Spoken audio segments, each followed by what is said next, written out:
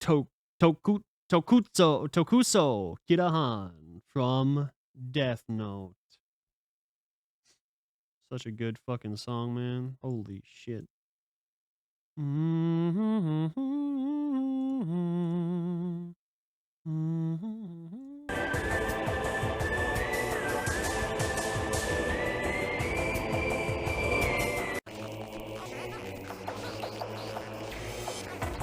Alright, you got one for me? Hell yeah. Yeah, I think I'm just gonna chill and write some movie reviews for movies that I haven't been able to review yet. Or maybe I might even edit some of my old reviews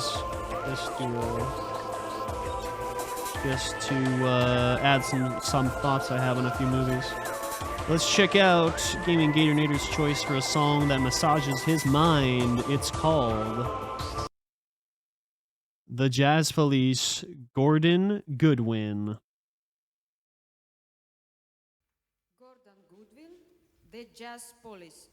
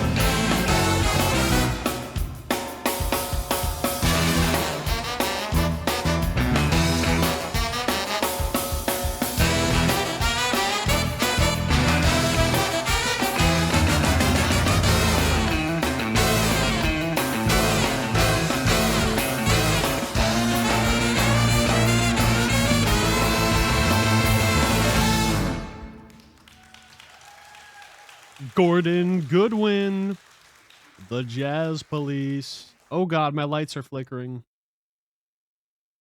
If the stream dies really abruptly, it's because my power went out or my internet went out. There's a windstorm happening right now. God damn, that was fucking great. So amazing how there can just be these like... Wait, so is this like a... Is this song like an original song that like someone in this video wrote? Or is it like a classic piece of music? American Pianist?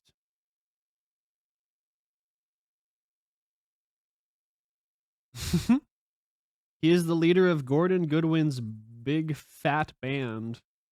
Nice. He's won 4 Grammys. Holy fucking shit. Okay, it looks like this is his most popular song because it was the first one that came up, but it's really good. I'm gonna save this one. Thank you for sharing that. That was great.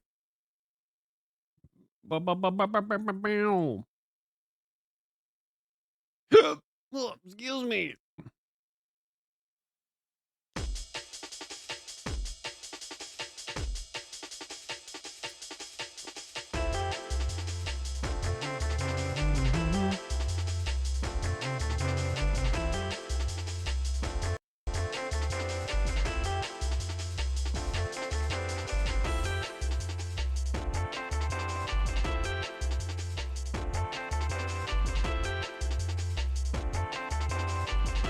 Deep Water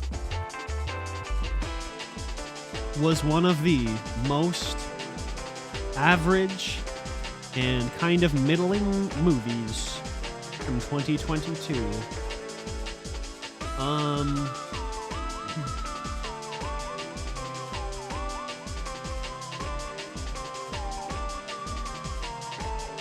I think we all had an idea of what the guy was capable of pre-Gone Girl. And unfortunately for him, that role solidified the rest of his career.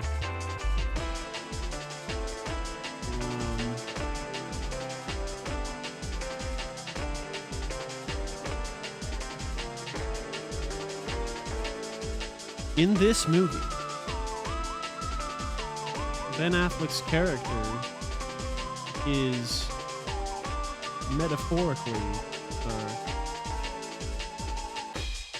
metaphorically gets himself into some deep water.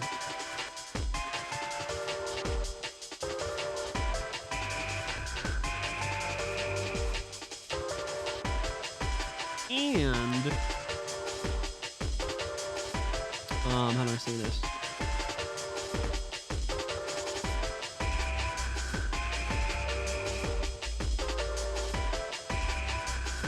This movie, Ben Affleck's character metaphorically gets himself into some, or I should say, gets himself into some metaphorical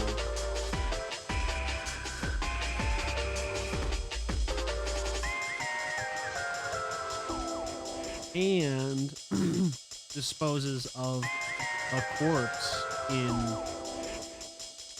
literal deep water.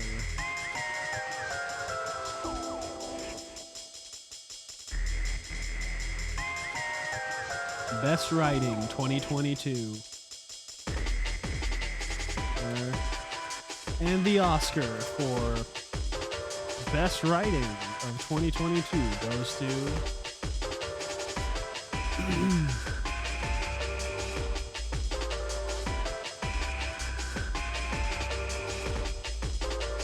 Was Anna de Armas the other one in this? Yep, sure was.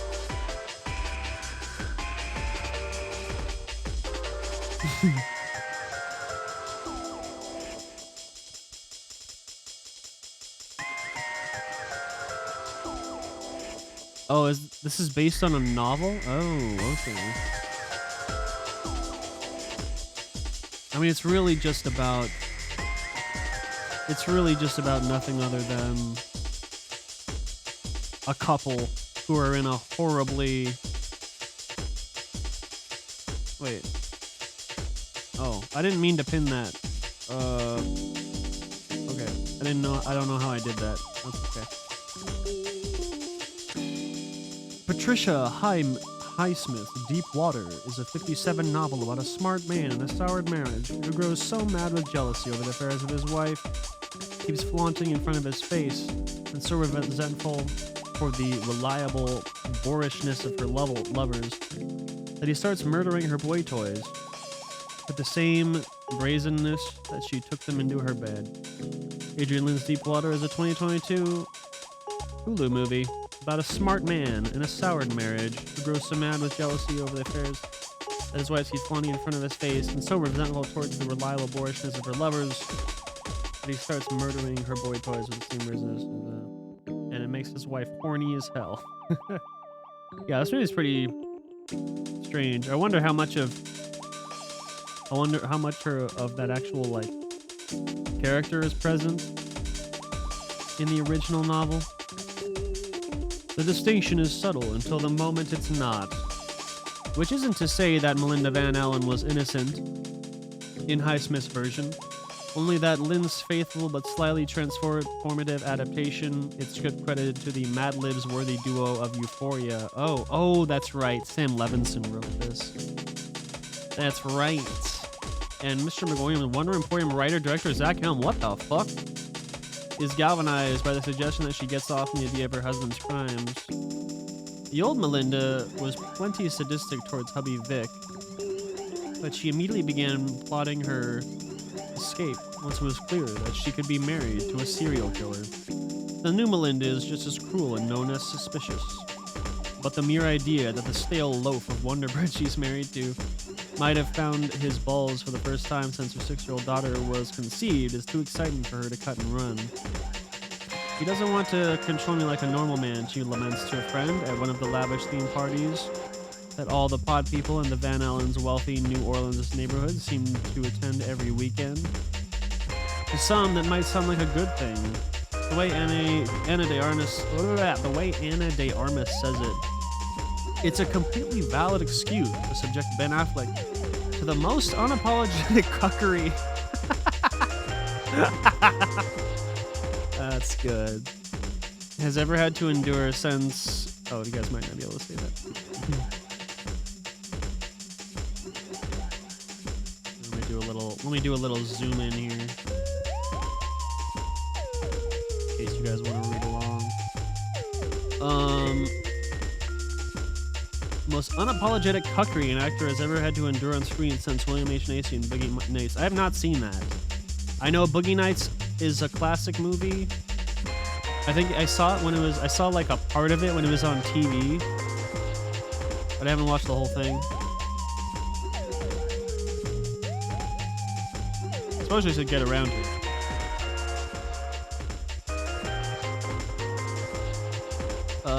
Adrian Lynn hasn't lost his swing in the 2-decade absence he's taken since Unfaithful. It's so dang good to have him back, even if only for one last ride, even if that ride is skipping right past movie theater. For those of you who aren't old enough to remember when it was legal for movies to have sex in them, Lynn was the master of erotic thrillers about infidelity, fatal attraction. Oh, okay. I have not seen that either.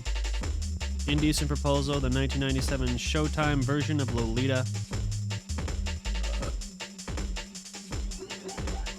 If you were fucking around on their spouses, Lynn was the guy who insisted you find out. Also, he directed Flashdance, and while the filmmaker's craft has never been shakier than it is in this stilted and wildly uneven tale about the twisted strings that tie some couples together, it's also never been clearer that said filmmaker is Adrian Lynn. Not only does this delirious movie find him swan diving back into the same fetid lap pool of envy. Fetid? Smelling extremely unpleasant. Okay. Lust and psychosexual control, where he used to swim laps every morning. It finds that he's basically got an entire lane to himself. Yeah, so this movie, I mean, I can't say it's a good movie. What?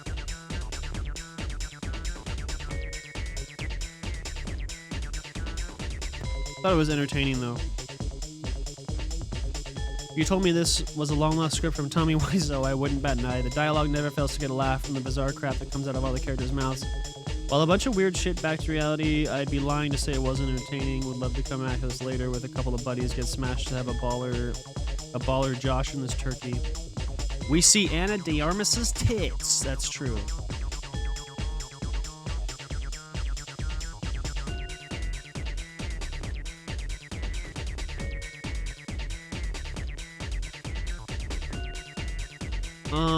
Let's see. I don't know if I don't have a whole lot to say about this movie. Basically, the plot, yeah, I mean, the plot was summarized right there. Ben Affleck and Ana de Armas are in this, like, horribly toxic relationship where Ana de Armas is, dissatisfied, I guess you would say.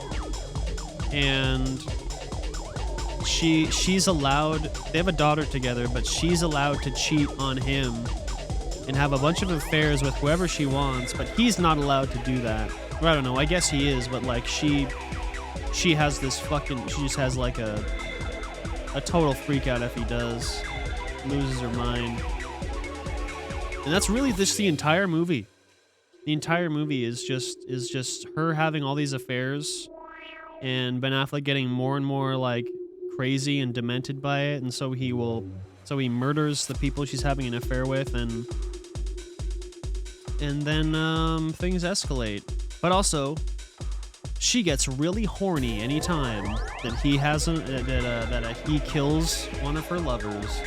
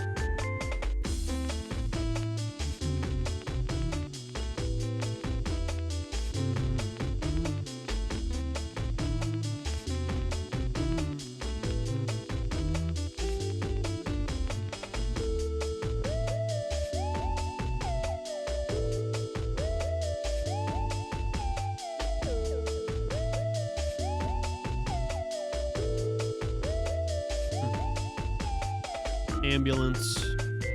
This is a fun one. Stupid as fuck, but it's fun. Going into this, I figured Michael Bay couldn't possibly take his absurdist propagandist melodrama any further than he has before. And then 5 minutes into this movie, he shows a 7-year-old girl who has been impaled on a metal rod. And I mean, they really show it. What a psycho. Gotta love him.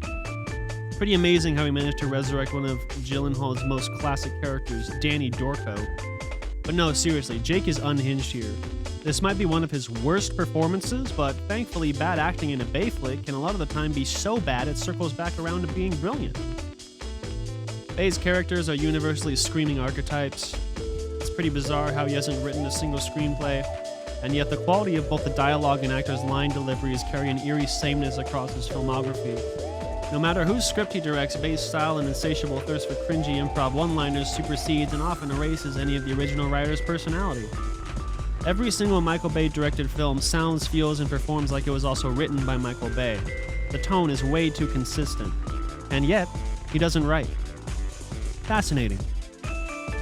This one was a fun romp for the first half, but goddamn it gets tiring being locked in that close-up shaky cam perspective inside an ambulance barreling down the freeway at 65 miles per hour as every character continually yells at the top of their voice. Bay does attribute his classically cheesy low-angle hero shot to a battered but triumphant EMT as she walks away from a job well done, and that was actually very sweet to behold. It's refreshing that for once, the central heroic figure in a Bay flick is just a regular person with an important job.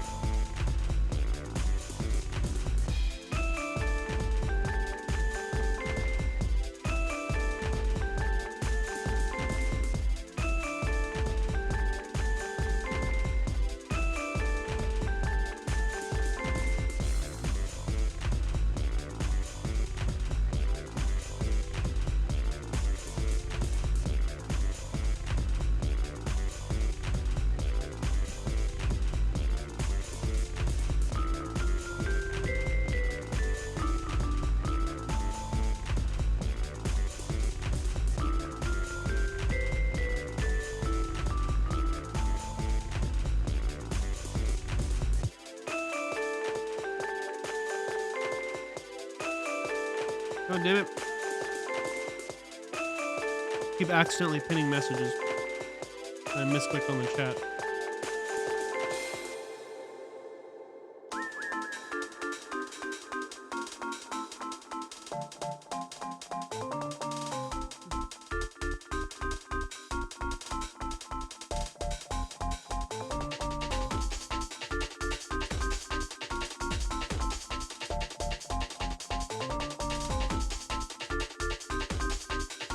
Critics who chastise...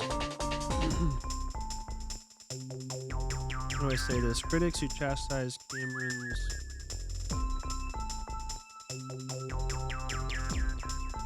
I should say, critics of the Hollywood system in general and how it tends to softly promote colonialism and military recruitment.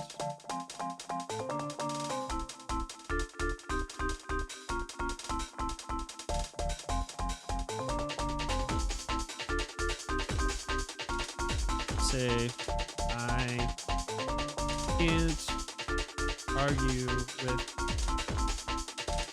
can't argue with the critics of the Hollywood system in general and how it tends to softly promote colonialism. But I am hopeful that we are genuinely turning a corner when it comes to the portrayal of such ideologies. I can't argue with the critics of the Hollywood system in general and how it tends to softly promote, or I should say I can't disagree. Hollywood system in general and how it tends to softly promote colonialism and military recruitment, and I'm hopeful that we are genuinely turning a corner when it comes to the portrayal of such ideologies.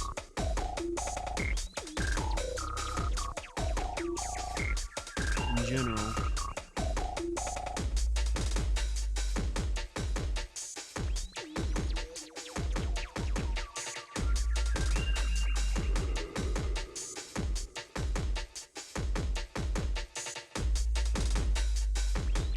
On the one side,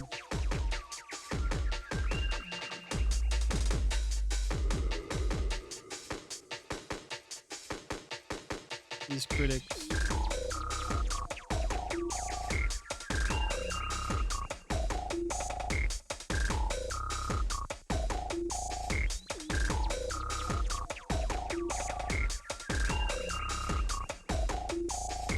on behalf of wanting to tear down the Hollywood system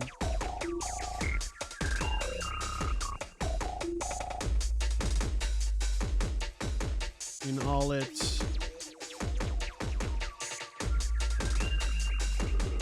covert messaging about colonialism, white savior,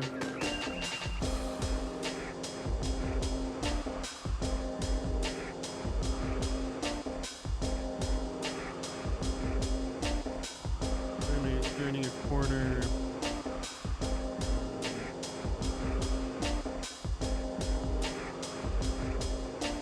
How they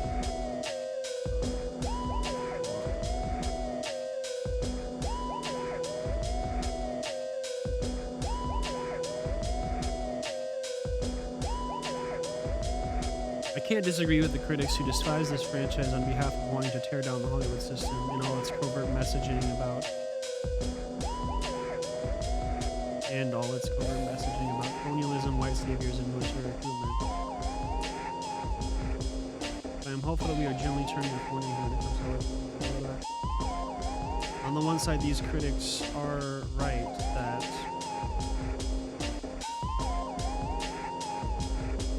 Hollywood as a whole has always tended to be more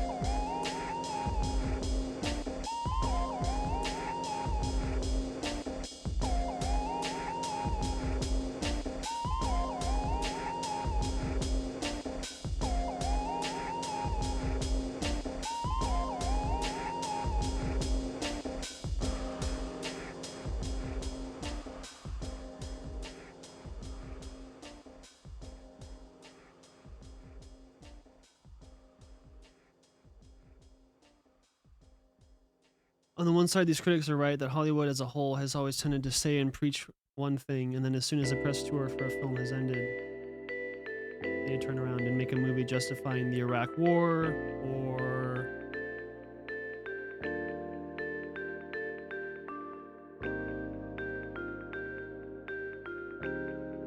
mocking leftist political ideology is in favor of do nothing. Oh, that's it, performative.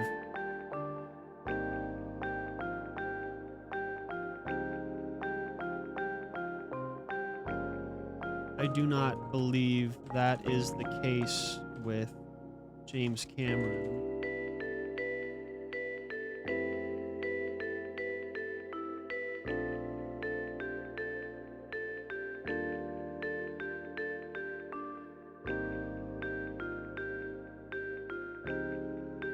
The harsh but necessary reality we live in is that as long as climate change hasn't yet obliterated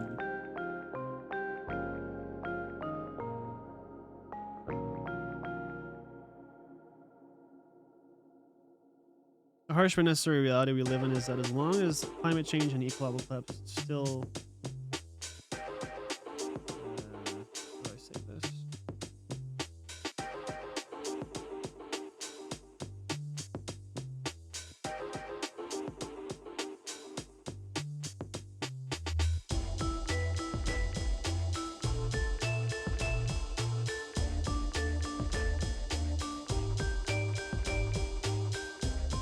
Can't disagree with the critics who despise this franchise on behalf of appropriation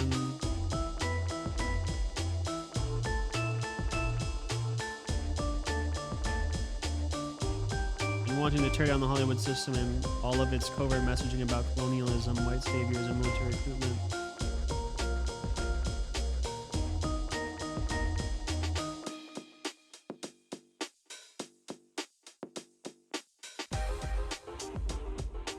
Is perhaps the most anti-colonialist, pro-environmentalist, anti-military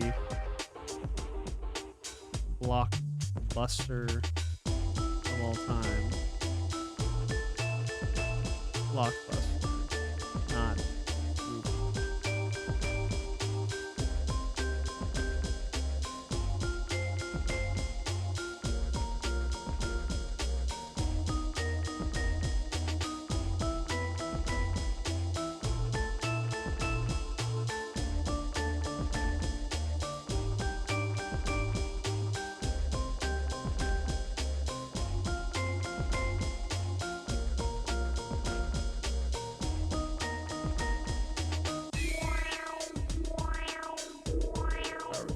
movie.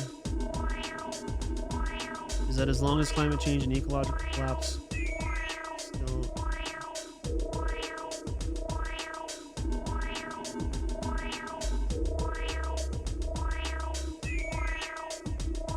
are not fully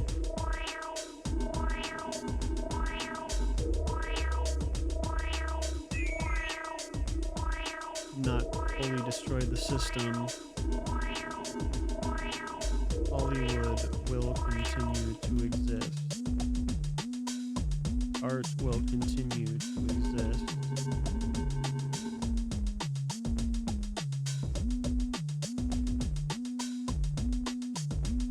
We can release a new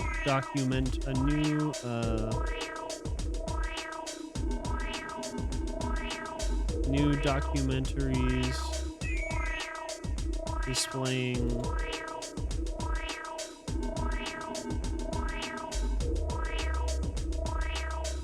the destruction of our environment New documentaries displaying the destruction of our environment and indigenous cultures are being produced and released all the time. But where is the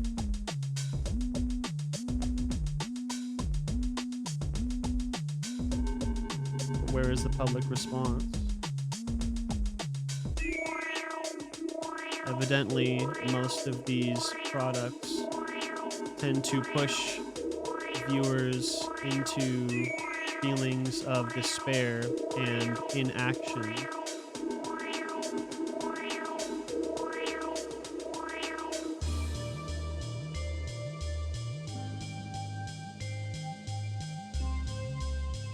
Activists like Greta Thunberg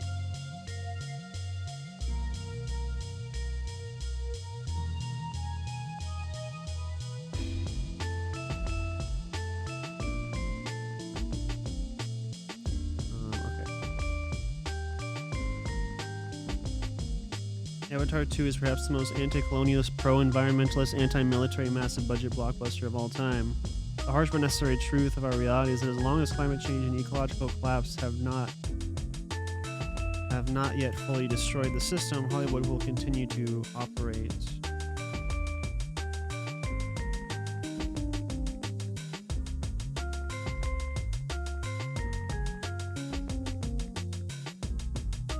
Art and inspiration will continue to exist, and they will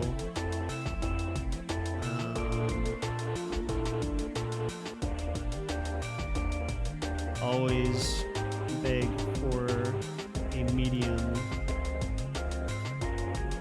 of exposure. Art and inspiration will continue to exist, and they will always beg for a medium of exposure. New documentaries displaying the destruction of our environment and indigenous cultures are being produced and released all the time, but where is the public response? Evidently, most of these products tend to push viewers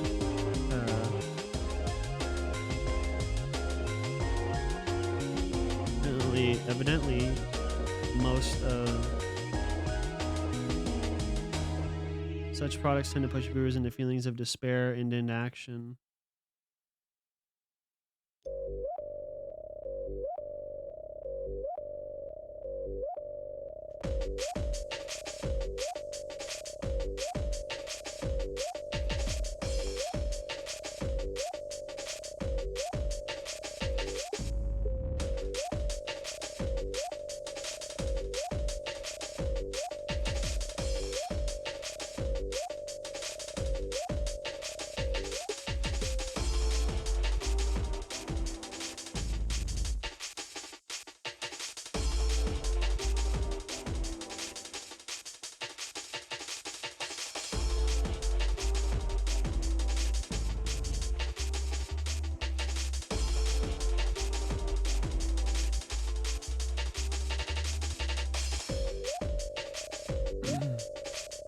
Easy and earnest. Activists like Greta Thunberg, who are wholly in the right and deserve far more attention than just about anyone else on the planet, are not enough. We live in a culture where media and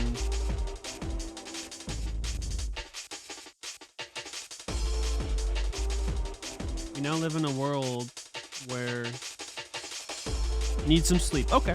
Thank you so much for hanging out for such a long time, Gaming Gatornator. Thank you for sharing your music and for chatting and stuff. It was good to get to know more about you and all of your incredible musical prowess. The trumpet and the violin and all that stuff. Very impressive, man. Have a good one. Good night. Where's the public response? Evidently, such films tend to push viewers into feelings of despair and action, as opposed to pushing them farther to the left.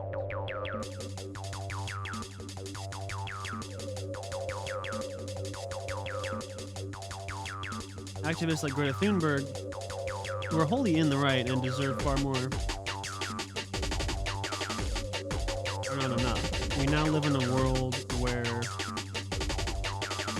as cheesy and absurd as it sounds, The algorithm.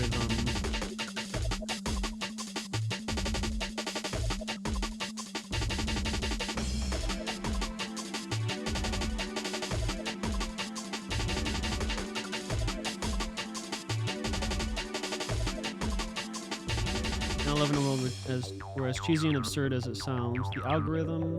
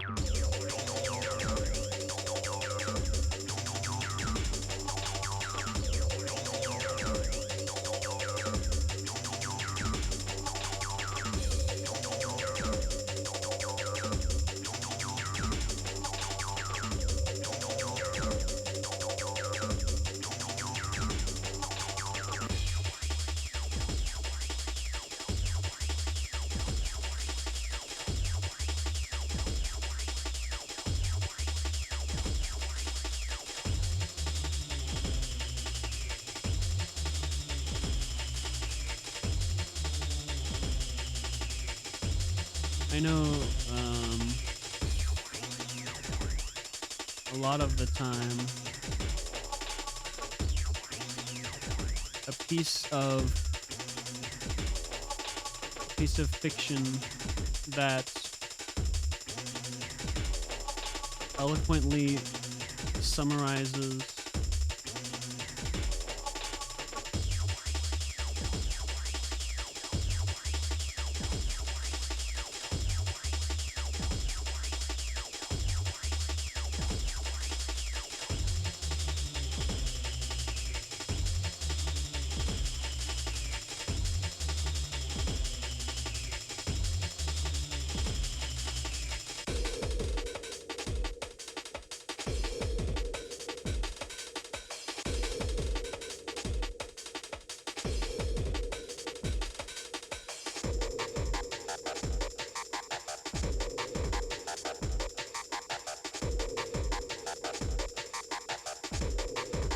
activists like Greta Thunberg who are wholly in the right and deserve far more attention than just about anyone else on the planet are not enough. We now live in a world where, as cheesy and absurd as it sounds, the algorithm is God.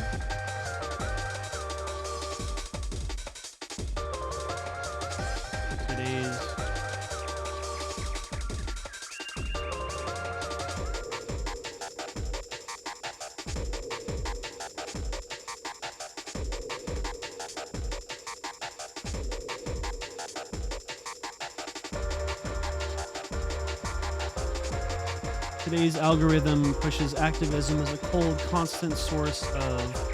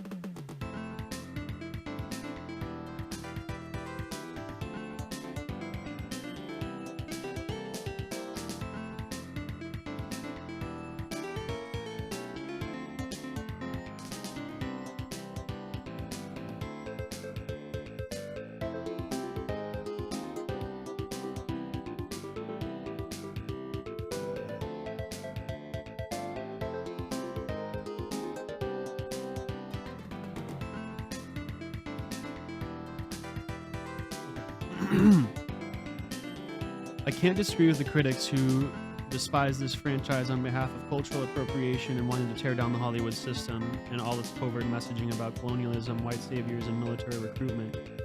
But I am hopeful that we are genuinely turning a corner when it comes to how Way of Water portrays such ideology.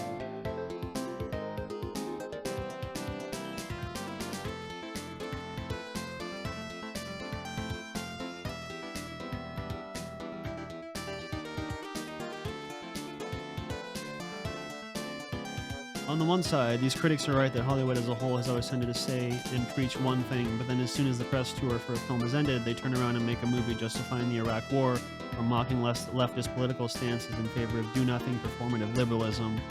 I do not believe that this is the case.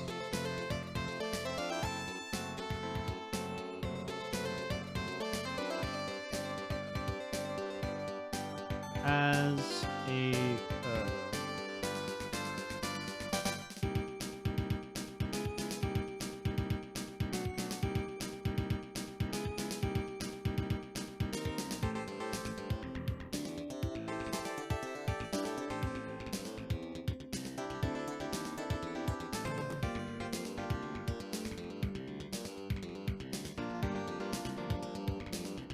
Avatar 2 is perhaps the most anti-colonialist, pro-environmentalist, anti-military, massive budget blockbuster of all time.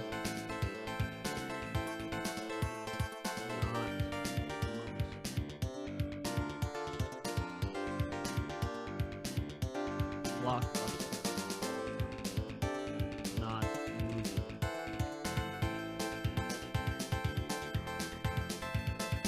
The harsh but necessary truth, I should say, of our current reality.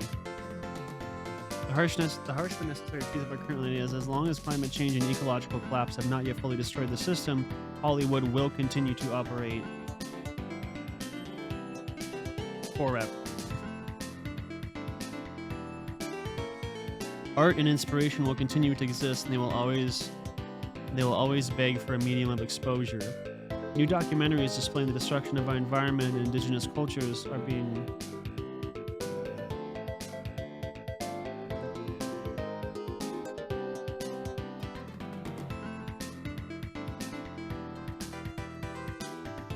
But where is the public response? Evidently, such films tend to push viewers. Maybe these films.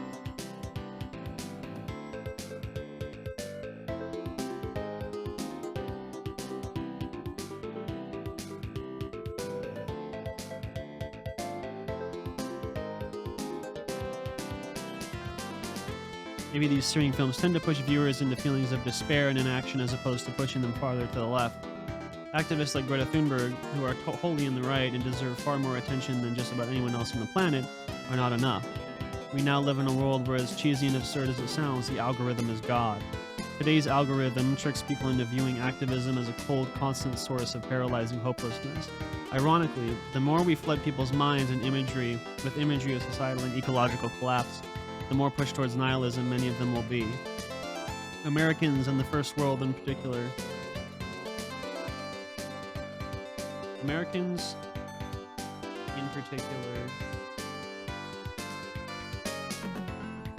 Have been brainwashed to hyper-individualize and seek out media where we are the hero. And history shows that a lot of the time, a piece of fiction that eloquently summarizes something people need to hear while presenting us as the hero will change the hearts and minds of far more people in a far shorter amount of time than any activist ever could. It's sad, it's fucked up, but it might be our only path forward.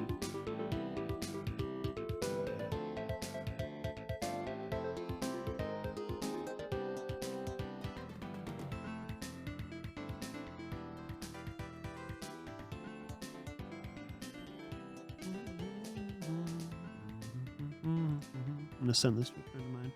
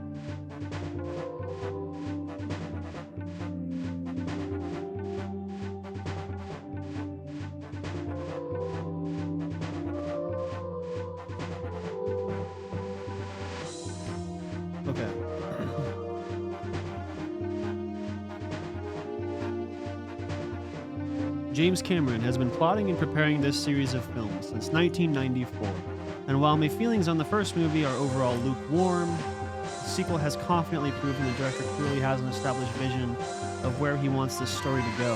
It wasn't a fluke, folks. The prolific Canadian Hollywood transplant brat has reinvented the wheel again. Technologically, most obviously, but also in that this script is clearly his most personal to date. The dialogue dares to be earnest, kind, and patient, and it succeeds massively.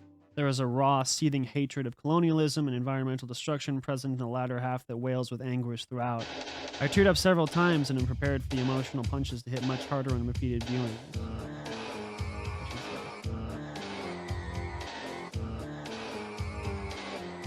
Leaving the theater, I felt more invigorated. I think I might have already typed this. That was my other review. More invigorated to vote farther to the left, not left.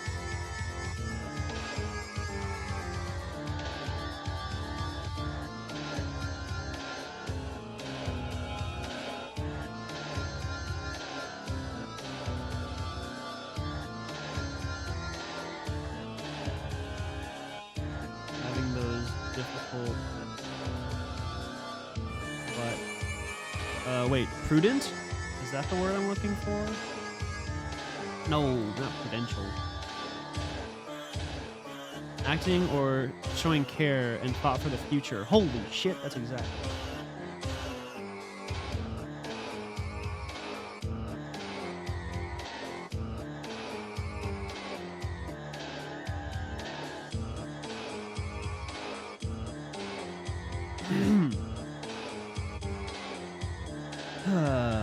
There's a raw, seething hatred of colonialism and environmental destruction present in the latter half that wails with... Actually, not just the latter half. It's the whole thing. Present throughout.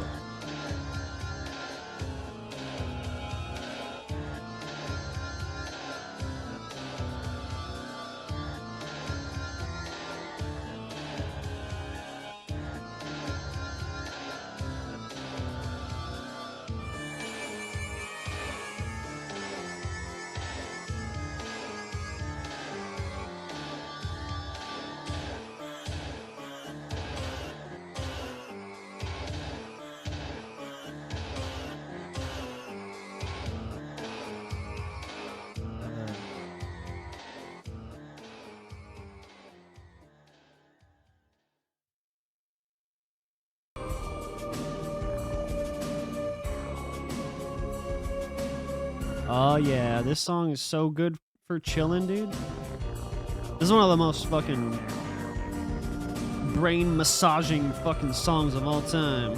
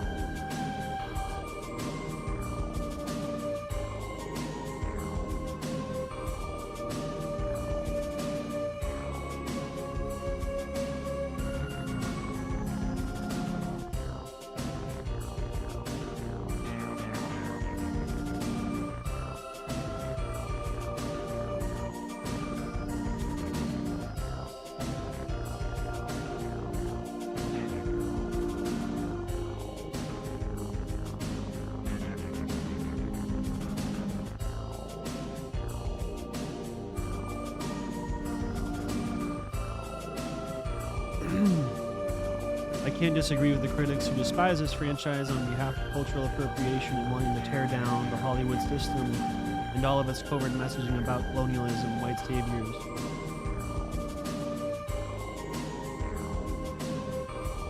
Let's do in all. We tear down the Hollywood system in all its covert messaging about colonialism, white saviors, and military recruitment. But I am hopeful that we are genuinely turning a corner when it comes to the way of water.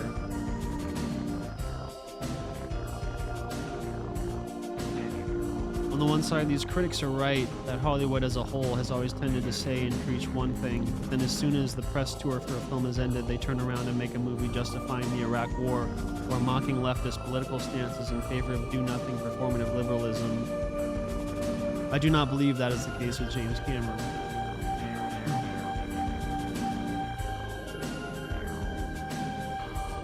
Avatar 2 is perhaps the most anti-colonialist, pro-environmentalist, anti-military massive budget blockbuster of all time.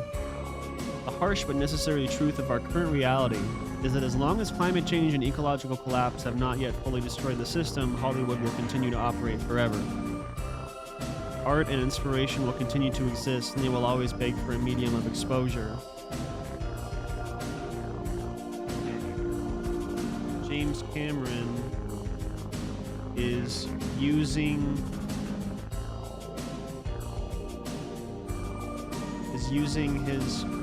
his power within the system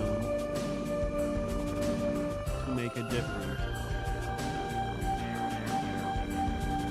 If only in getting those tough conversations started between individuals who would not have felt comfortable doing so otherwise.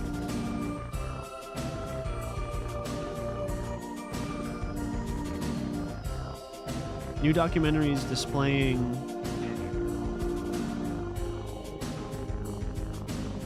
the destruction of our environment and desperation of indigenous cultures are being produced and released all the time, but where is the public response?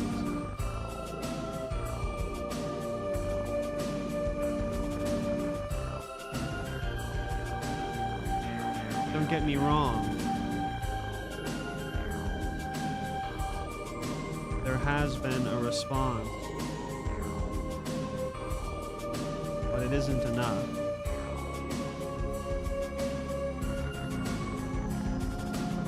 Evidently, maybe those searing films tend to push viewers. Maybe these searing films, word meaning hard to watch.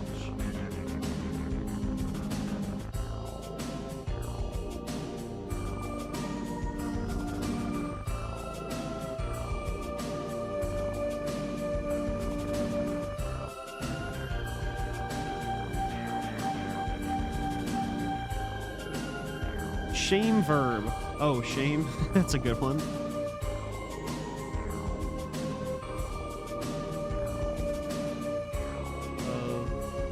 Shame.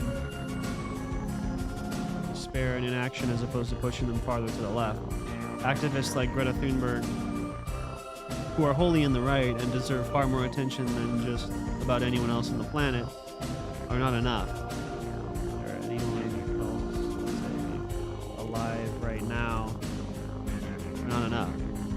We now live in a world where, as cheesy and absurd as it sounds, actually I should say as awful and as absurd as it sounds, the algorithm is God now. Today's algorithm tricks people into viewing activism as a cold, detached source of paralyzing hopelessness. Ironically, the more we flood people's minds with imagery of societal and ecological collapse, the more push towards nihilism many of them will be. Americans in particular, with all of our influence and power, have been brainwashed to hyper-individualize and seek out media where we are the hero. And history, I should say just those in the first world.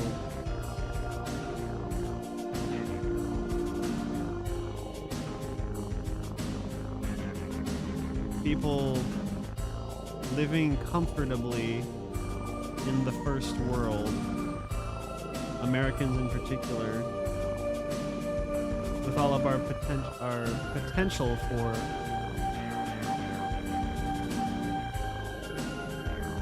have been brainwashed to hyper-individualize and seek out media where we are the hero. And history shows that a lot of the time, a piece of fiction that eloquently summarizes something people need to hear while presenting us as the hero will change the hearts and minds of far more people in a shorter amount of time than any activist ever could. It's sad, it's fucked up, but it might be our only path forward.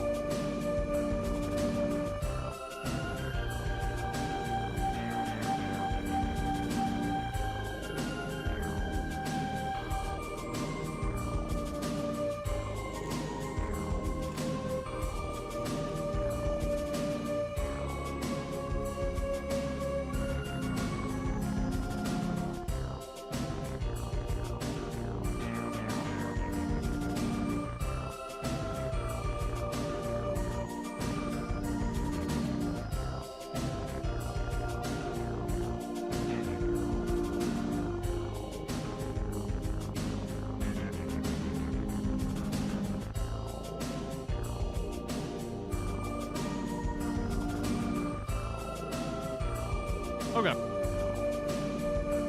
That was good. I was thinking all day about how I really wanted to add more to my Avatar 2 review, and I didn't think I was going to do it, but I did it. Oh, damn. I haven't thought about this review in quite a while.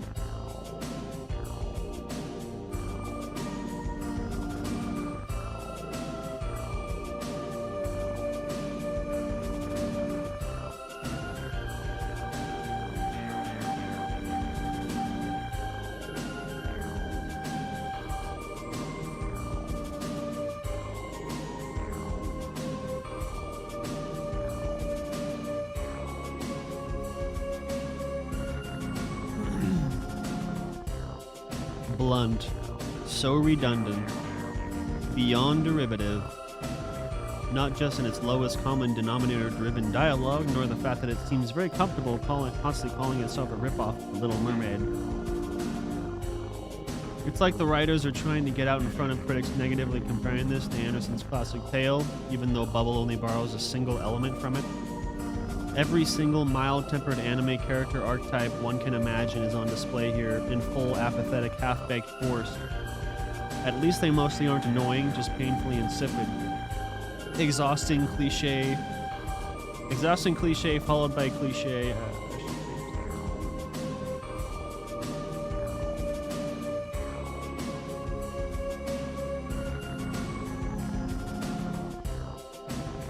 Exhausting cliche followed by exhausting cliche. With every beat that connects them defined by their dire predictability and D-tiered generic AI-produced EDM backing tracks. There are several moments throughout where someone will awkwardly blurt out pseudoscientific terminology unique to this world, or point out that another character is behaving unusually as if the audience holds some kind of prior knowledge about any of this. I paused the movie halfway through to look it up and make sure this wasn't some kind of sequel or final installment in a series. Nope. The writers just enjoyed pointing out how great their own characters are that we haven't met are.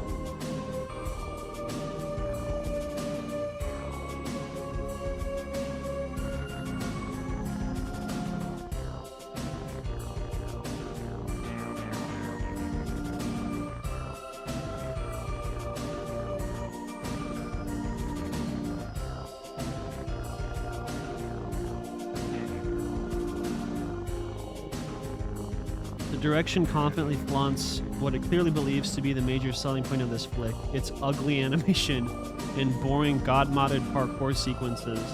Unfortunately, the dumb characters and jarring juxtaposition of computer-generated jank suck any potential stakes out of every scene, like the spiderweb sheen.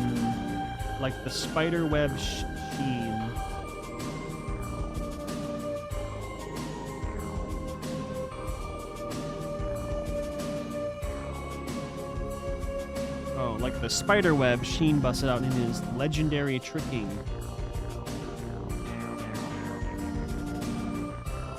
I don't know.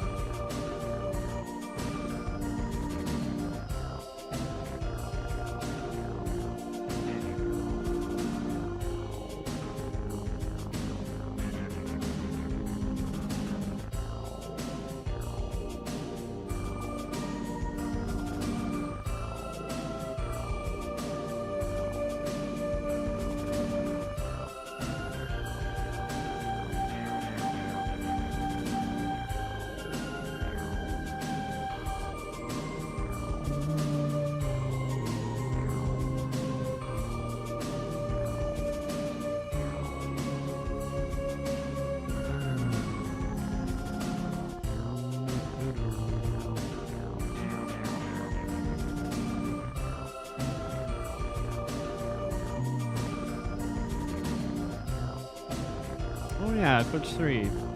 Weirdly wholesome.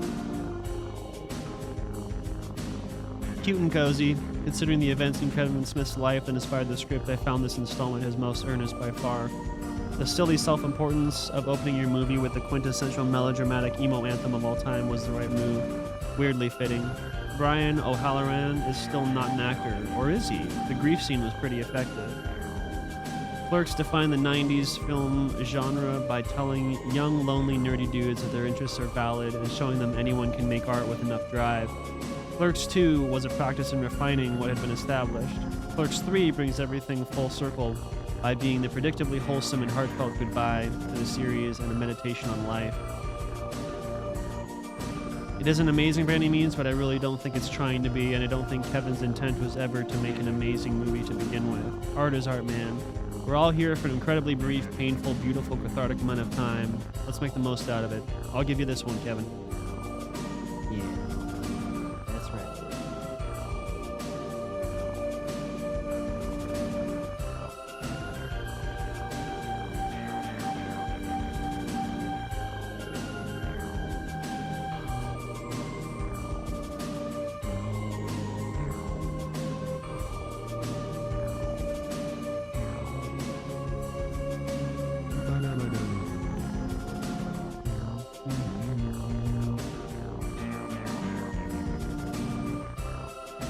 Black Panther 2, egregiously boring. 45 minutes too long at least. Every other scene is someone speaking vaguely to Shuri about grief or exposition. The CG overload isn't as ugly as in the first movie, but there is not a single memorable action sequence in this thing when compared to even the most mid-MCU installments. Undoubtedly, the best part of Wakanda Forever is the entire cast, excluding Letitia Wright and Dominique Thorne, who unfortunately occupy a huge amount of screen time. Wright is robotic and seems to possess a very limited range, while Thorne phones in. One of the most nothing performances from any Marvel movie. It's deeply frustrating as Lupita Nyong'o, Denai Guerrera, Winston Duke, and Angela Bassett are inspired, some of the best performances from any Marvel movie. Yes, the in-canon tribute to Chadwick were very moving and definitely got me teary-eyed, but they occupied like 10 minutes out of a 162-minute movie. Riz, hello? Welcome back, Riz. How was your day today, my friend? Did you watch any sick fucking anime?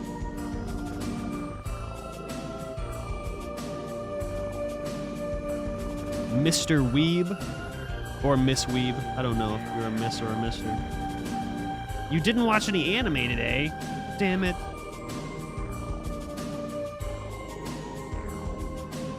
Sad.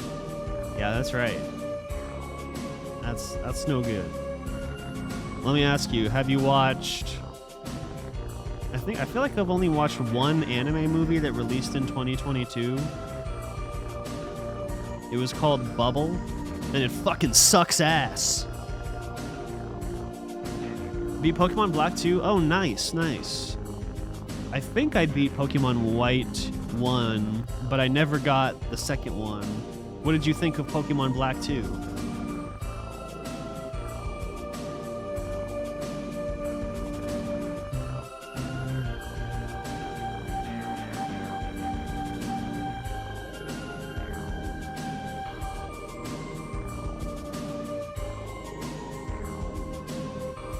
Oh my god, I can't remember what I wrote for this review at all. Tom Hanks hasn't been good in a long time. His accent work has always been problematic, and its triteness, it's just so basic. Oz's tone haphazardly swings between musically marvelous and feeling a bit insensitive to the subject matter. On one hand, the live musical performances are astonishing to a level of spiritual poignancy.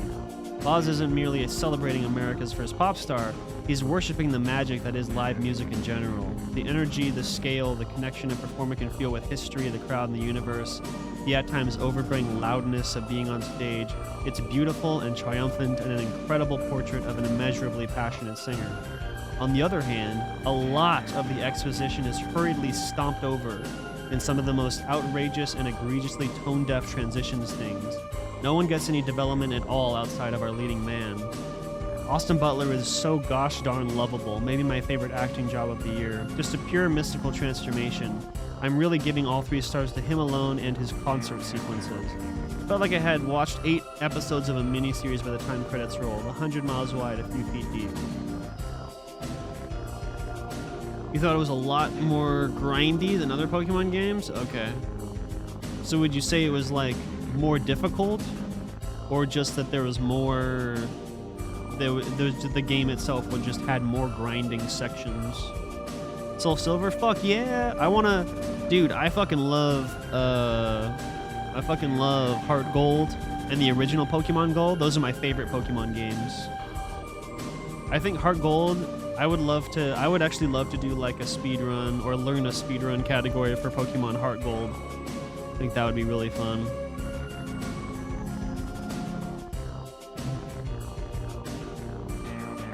Robert Downey Sr. Did he die? Oh yeah, he did. Okay. The end of the movie didn't exactly explicitly state that he was still alive, but it did seem, they definitely implied that he was probably dead. Soul Silver had like no grinding? Yeah.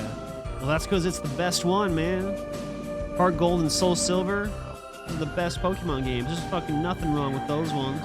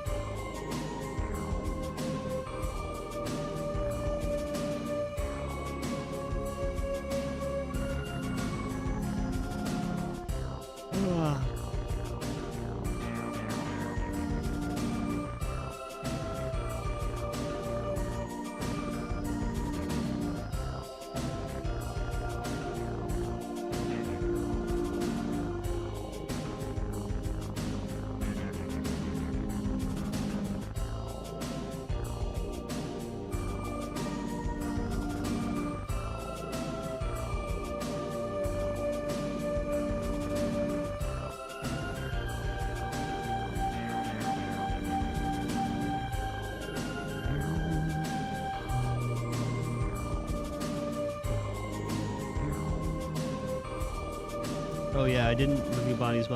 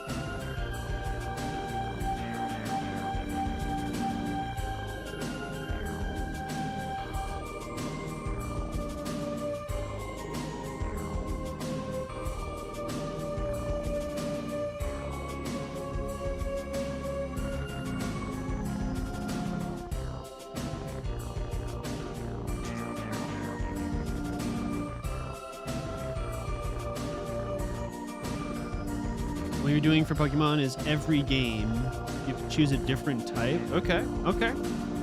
Do you mean just the starting Pokemon, or are you only going to use like one type for every playthrough? BRB really quick.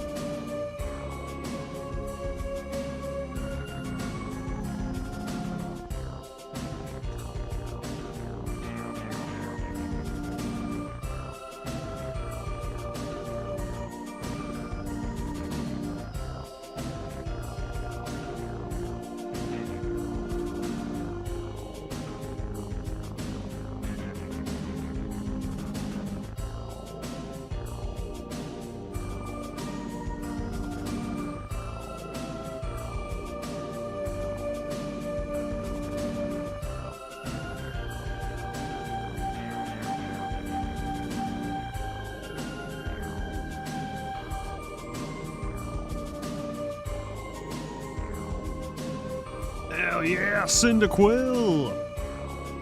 Cyndaquil is one of my all-time favorite Pokémon! Probably my second favorite starter of all time. My first favorite starter is Bulbasaur. You did Fire Red with Squirtle. Nice, dude. Nice. Good shit.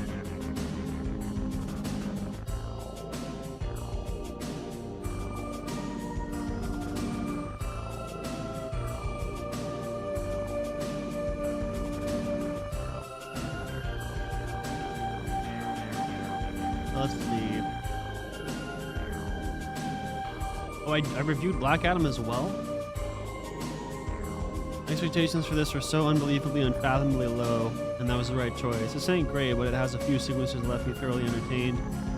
Characters are mildly better. Actually, I think I'm gonna do this. Ooh, got him. Characters are mildly better than the standard tier DCU and MCU cardboard cutouts. It was shockingly never really annoying or pandering. Dull? Yes. Uninspired? Oh yeah. Visually pleasing and decently enjoyable? I guess so. MCU and DCU points of reference. Significantly better than Eternals, significantly worse than the Suicide Squad.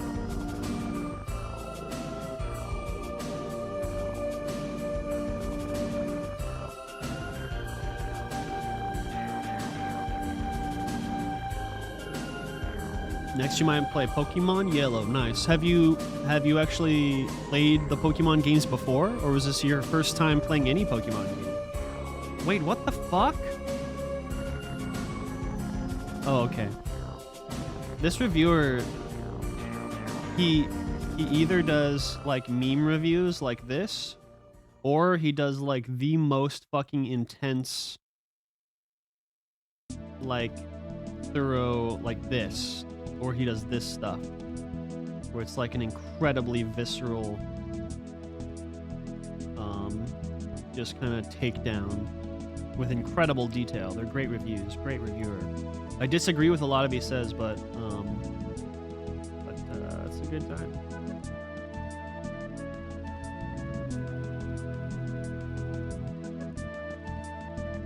Your Fritz time? You can't spell? Sounds like you're typing too fast. But that's great. So, okay, so far... Wait, are you going in a specific order? Or are you going in a random order with the games? It seems like you're going in a random order, huh?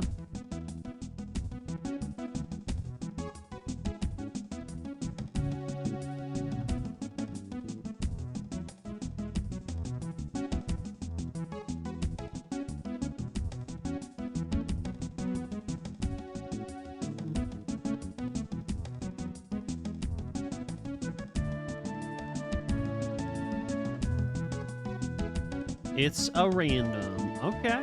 That's pretty tight. I've played through almost all the Pokemon games. Oh, just the ones you want to play? Okay. Well, how are you deciding on that, though? Because they're all very similar.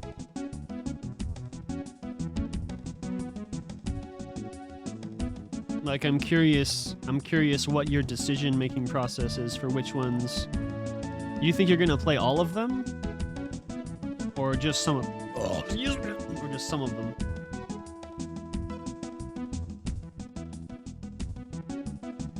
Oh, you go off the starters? Okay. That's a really good way to do it. Why is this poster different? Why does this person get a better poster than I did? God, this movie poster is amazing. Fuck.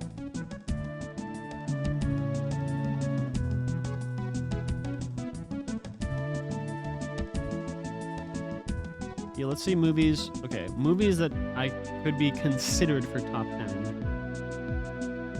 None of these. Definitely none of these. Definitely Batman. None of these. Apollo 10.5, maybe.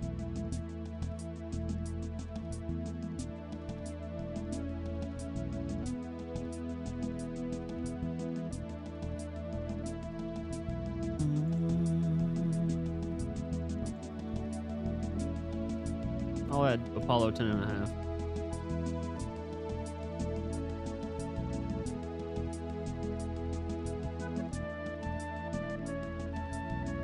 See everything everywhere? No. Alright, gotta remove the like. Trying to not repeat the gens. Okay. Yeah, that makes sense. That makes sense. So far, how many have you played so far? Have you just played Black, Soul Silver? Have you just played those two, or have you played other ones as well? You played Gen 4, 5, and you're on 3 right now. Okay, cool, cool. That's some good shit. Well, that's not accurate, because Soul Silver is Gen 2. Soul Silver is a remake of Gen 2, just so you know.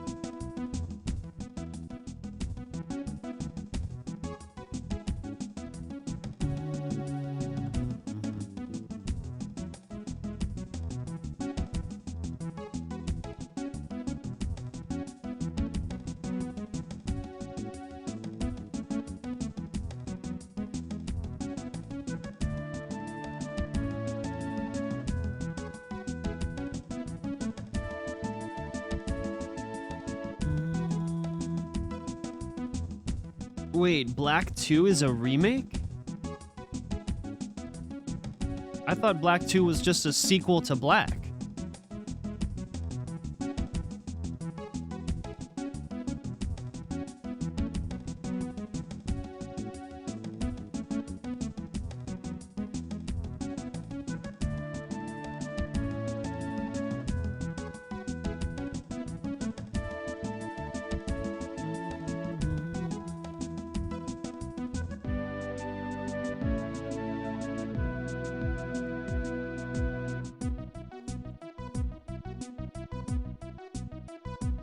Black, White, and White 2? Yeah, but those are remakes? Are you sure? I can look it up right now.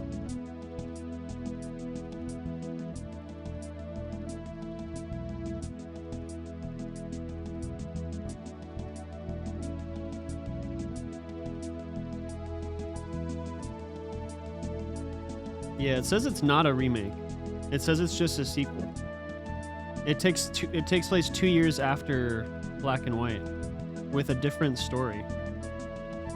So I think you gotta play Black or White as well. Yes, that is correct. Fire Red is the remake of 1, and Soul Silver is the remake of 2.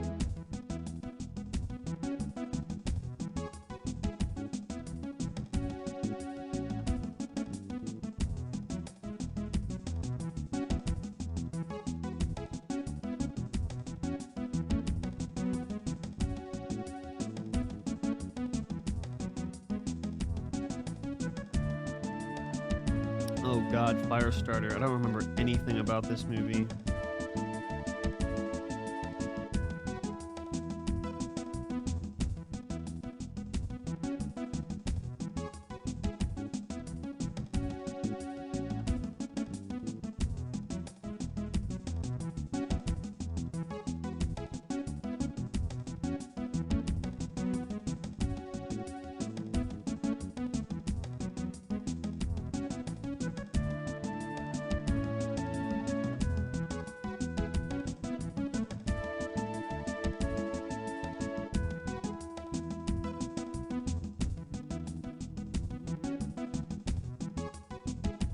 Yeah, I didn't review Bullet Train, but it was good.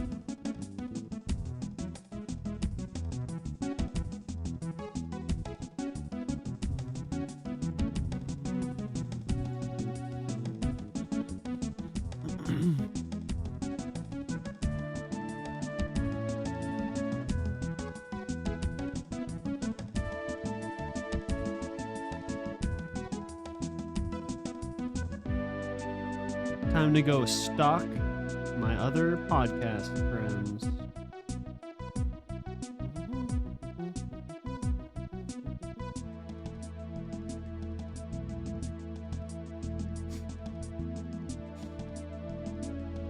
Holy shit. What the fuck? This is a great review.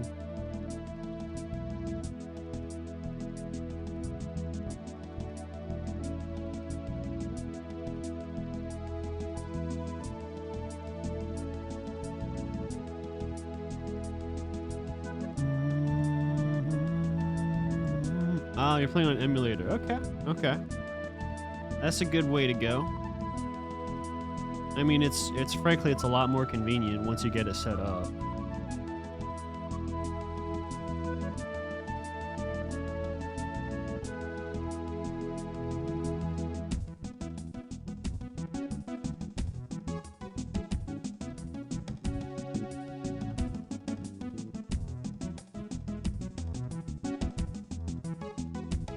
Oh, Justin reviewed the menu.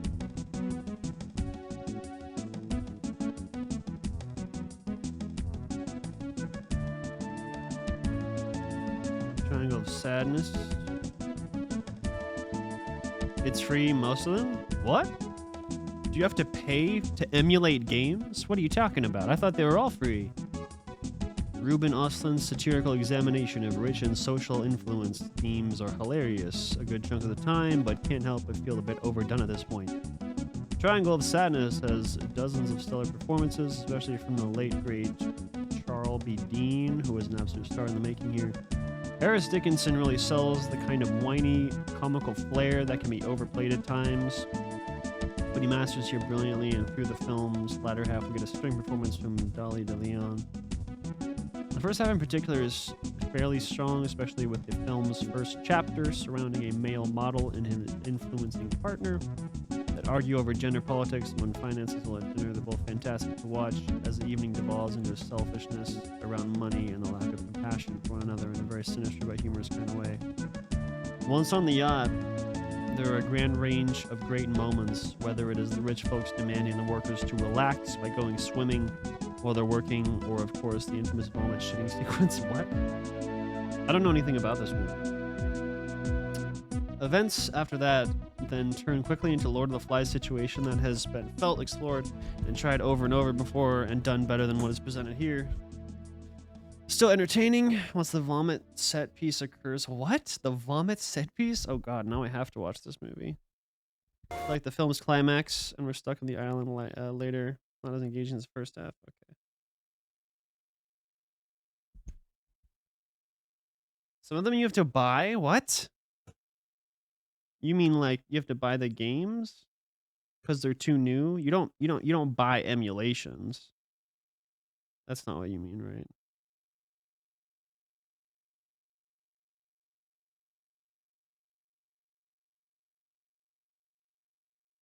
Holy shit.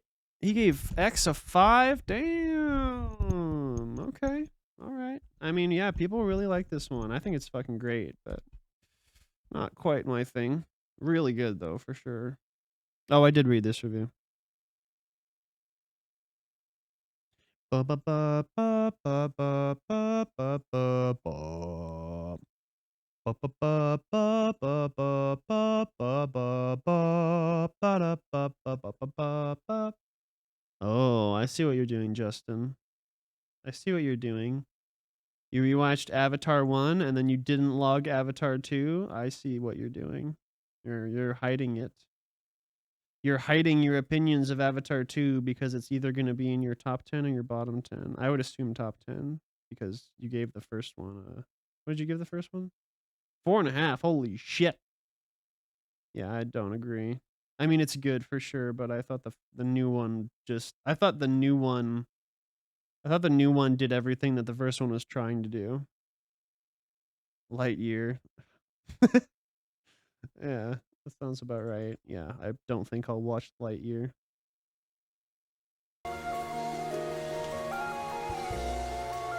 It doesn't say if you have to pay for an emulator.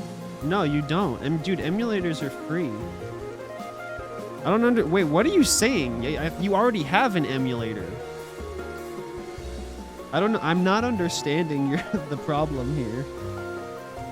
If you already have an emulator, have you paid for it or not? Do you mean that like other Pokemon games, like the newer Pokemon games, need like a paid emulator? Is that it or what? Resurrection. I guess I gotta watch this. Oh, Rebecca Hall. Who directed it? Okay. Who wrote it? Oh. Okay. A woman's carefully constructed life is upended when an unwelcome shadow from her past returns, forcing her to confront the monster. Okay, I gotta watch this one. Justin gave it a 4.5. Oh, this is from 2021. Thor: Love and Thunder gave it 3. Rayman 2. Oh man, you're not in the majority on this one, bud.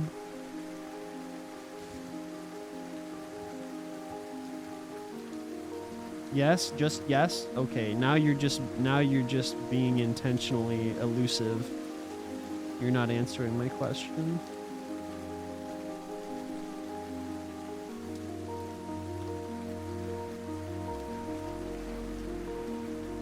Unbearable weight of mess. Oh, he gave it a 2 as well.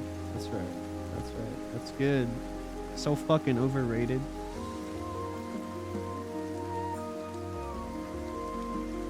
I hope this ends up in Justin's top 10. Because well, it would be awesome if a Marvel movie ends up in any of our top 10s, but also it definitely was like just so much better than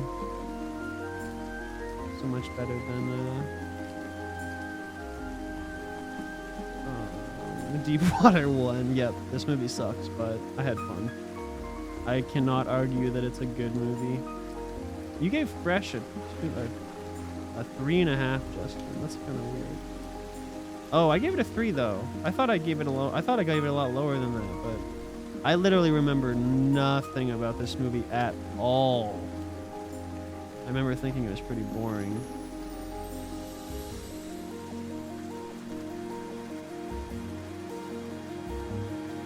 Is if it's something you say is if it's legal to stream a game. Well, I'm pretty sure all emulation is technically illegal, but it's one of those things that like unless you're like really, really popular or you're like a big time streamer, well, I don't know, even then I feel like people don't come after you. Like, yeah, it's something you saw. Okay. Yes. So I would just say this, Riz. I would say this, okay? Because a lot of people do stream emulated games, but and I follow a bunch of people who stream emulated games, and it's like totally fine. Like the worst thing that would happen is your Twitch channel would like get probably banned for like a few days, but I don't think that's actually really happened. So honestly, I would say it's totally fine. It's totally fine to stream emulated games. Just don't bring it up. Just don't bring up the fact on stream that you're emulating, you know? That would be the safest protocol. 4.5 for the Batman. Fuck yeah. I'm so excited for that to be in Justin's top 10.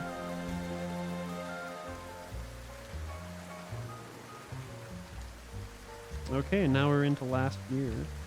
So it looks like the only movie I need to really add is Resurrection. Is that what it was called?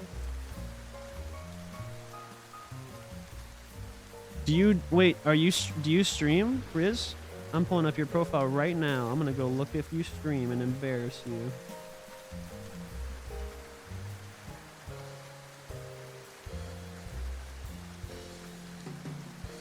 Oh, you can't? Okay. Well, if you ever start streaming, let me know, because I really like watching Pokemon playthroughs, especially if it's like your first time playing them. I think that would be fun to watch if you've never experienced them before.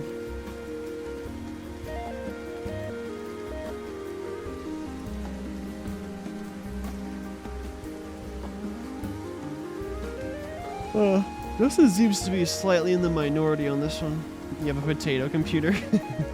Well, I mean, okay, I see what you're saying. I was gonna say, well, emulation, especially for old Pokemon games, is really, really, really easy on your computer, but streaming software can be really hard on your computer. So I can see how the streaming itself would be the problem, as opposed to the emulation itself. But if you ever get a not potato computer and you start streaming, be sure to let me know.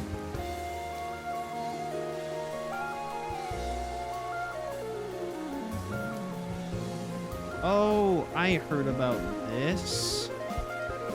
I heard about this. Like a metaphor for womanhood and whatever.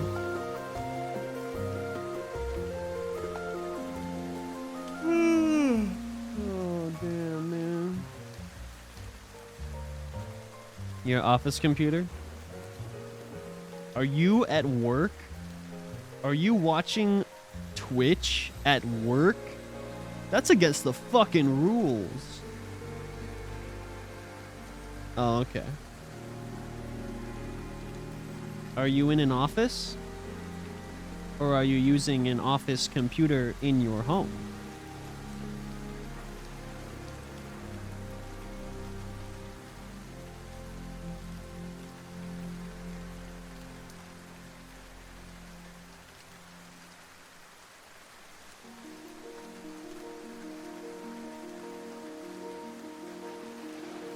Okay, I gotta try to download Babylon.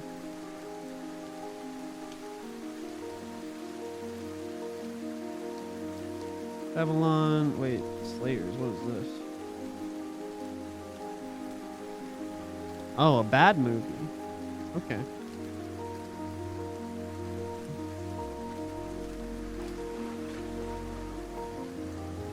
In 5 months you'll be 15? Nice, nice. Are you planning on getting like a computer for your birthday or something? They, them.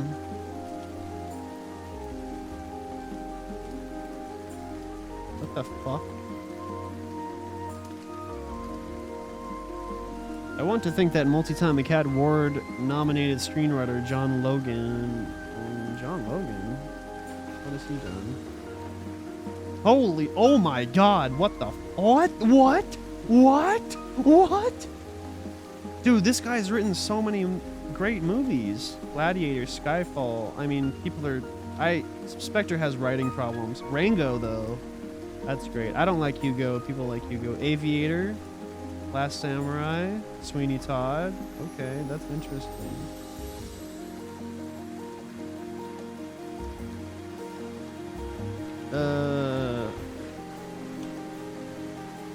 You want to get a better computer soon? But my room is just a hall? Your room is a hall? Wait, what do you mean? What do you mean your room is just a hall?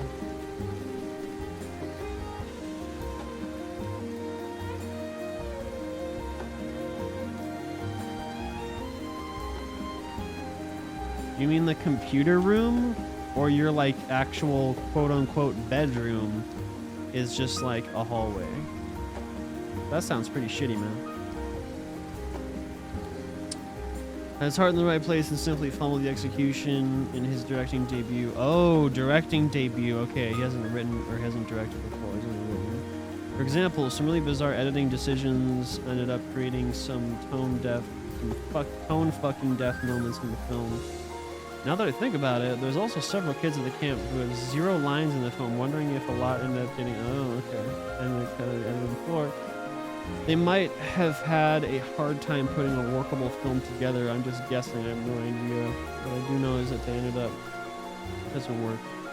We went with the who's the killer slasher formula and even fumbled that too. It's not that it's obvious who the killer is way before the real. It's the fact that it could be only one person. Oh my god. I think conversion therapy is excellent territory to explore for a horror film. Yeah, that's true. I'm not sold on trying to make it fit into a summer camp slasher formula. Okay.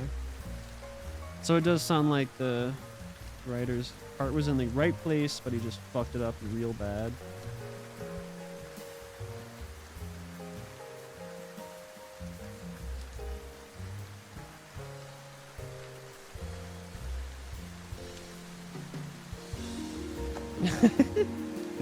I inflicted homophobia on myself by watching this.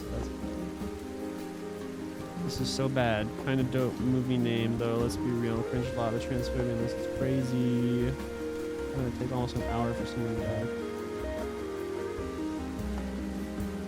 Your bedroom is a hall? But, like, why? What do you mean? Like, do you live in a house with bedrooms and, like, all of the... and, like, people are living in the other bedrooms?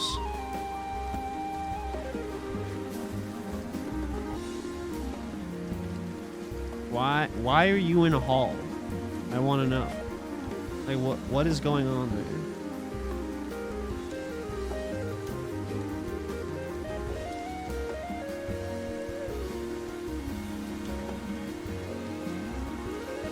Oh shit, RRR. I need to watch RRR.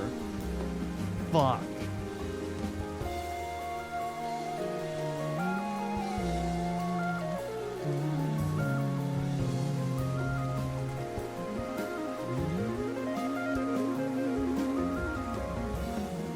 Is this a COVID movie? Yep. Mark Munden. Who dat? The Devil's Whore? Wow, that's a subtle title.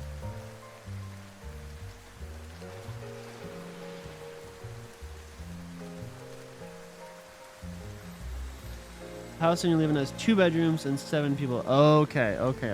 I get you. Dang, that's pretty crowded, dude. Including your parents. Yeah. So 2 parents and 5 kids. That's pretty crazy. What country do you live in? Or area? I live in Seattle, Washington. As in America, as you can probably tell by my accent.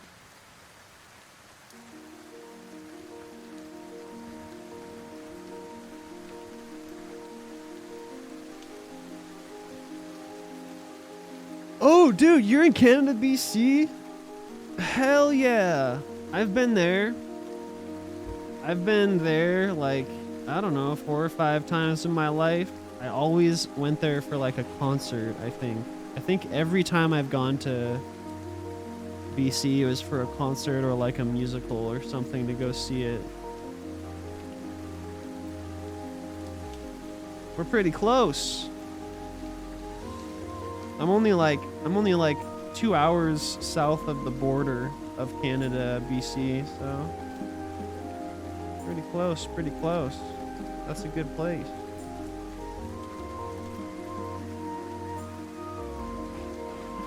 Wait, Flea is in this? Wait, I should look at this cast. Diego Calva, who's that? That guy? Don't know him. Gene Smart? Who's that? Don't know her. Lee. Lee was in Baby Driver, what the fuck?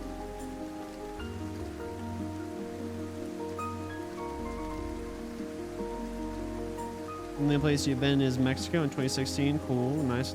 Yeah, I've been to Mexico actually quite a few times. Every time I was with my parents. My parents have a timeshare down there. And as a kid, they would take me and my brother down to Mexico like every other year. It was a good time. I enjoyed it for sure. JC, okay. Jovan Adepo, who's that? Oh, he's in Mother. Mother's so fucking good. Although I only saw it once. Pretty insane things. Oh, Justin gave it a 5. Good.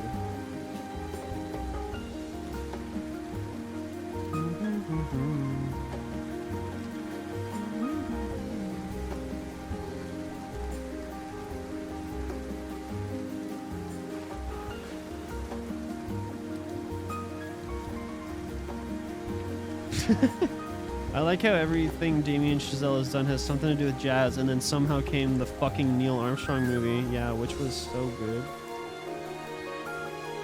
Roaring Twenties: Your Time of Chaos, this film as beautiful as ever displays the blood, sweat, and tears that goes into the industry. Discussing effects early Hollywood had on people. It's long and chaotic, but there is beauty in chaos. It's art, but not high art, and most importantly, it means something to people. What? At its best, it's an opportunity to be immortalized, but we get so caught up within being successful, we forget part of ourselves, and we all change as people for better or for worse. Giselle somehow involves jazz so fluently. Someone kiss him for me? Okay. Be quiet. Wow, rude. Okay, bye. I'm gonna go be quiet.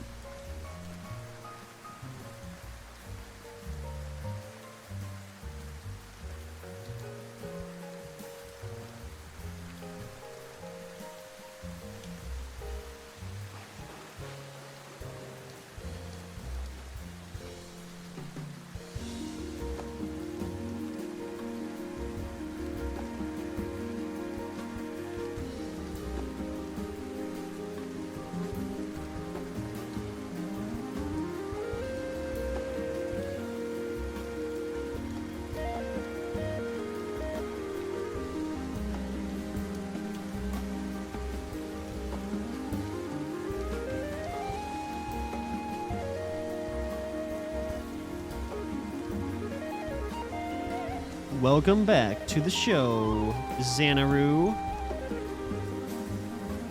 I'm just chilling right now. I did a good, like, 2 hours of music stream earlier, and I've been doing some movie reviews and reading other people's movie reviews and talking to Riz about Pokemon. How are the hell pie speedruns? Have you been speedrunning any other games, or you're still just on, Oh, no, you have. You do. I forgot what it was, but I feel like I lurked for you speedrunning some other game. What was that? Or am I wrong? And you've only been speedrunning Hellpie.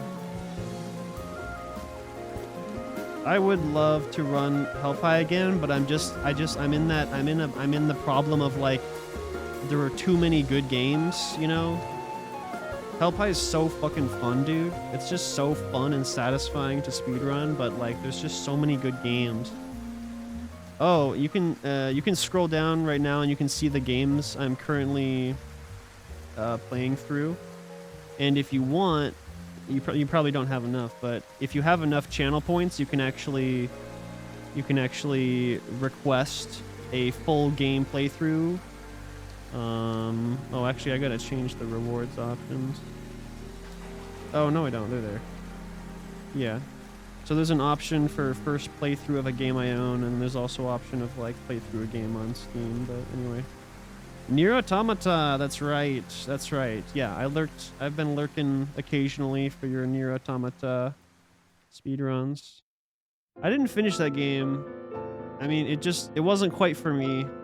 I think it's really good, but, like, I got a bit bored of the gameplay.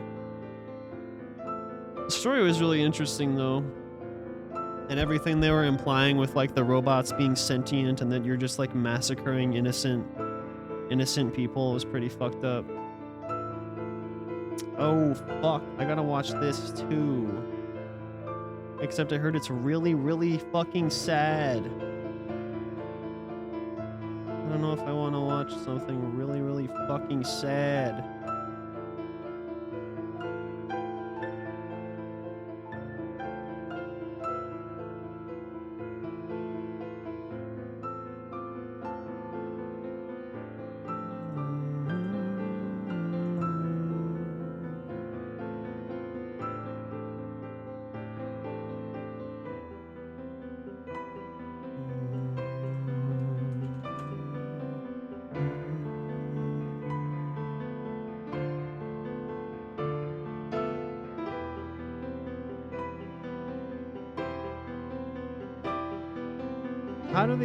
How do you get these alternate posters on Letterboxd?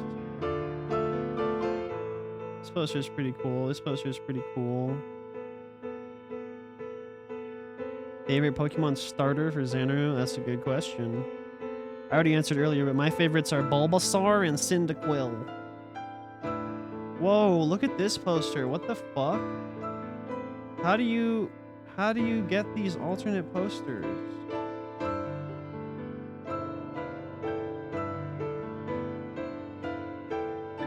Is it by region? What? They have like alternate posters for everything. This one's really cool.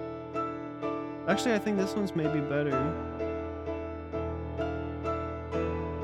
Your favorite starter is Charmander? Nice. Good choice. Good choice. Whoa, this poster is cool.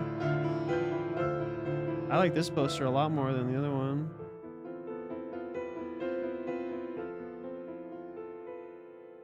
Wakanda Forever. Ooh, this is a really good poster. Yeah, what the fuck? This poster is a lot better than the other one.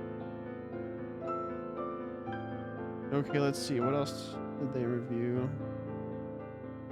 Cha-Cha Real Smooth. What is this? Oh, that's Dakota Johnson. I was gonna say, oh my god, is that Anne Hathaway?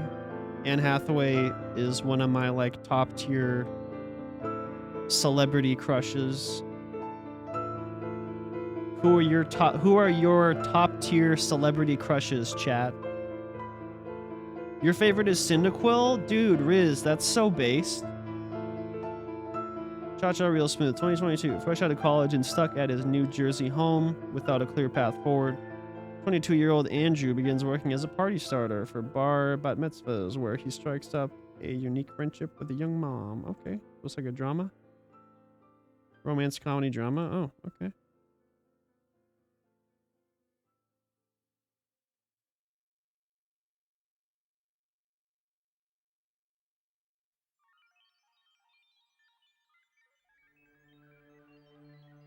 Your favorite non-starter Pokemon is Cubone? Nice. My favorite non-starter Pokemon is probably Magneton. Magneton!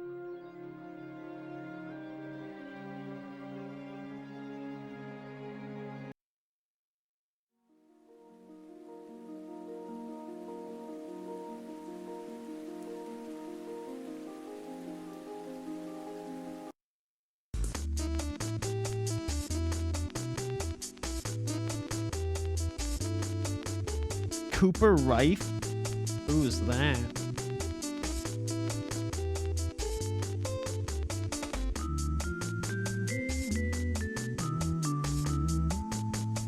Oh, he directed it, and he wrote it, and he edited it. Nice, dude.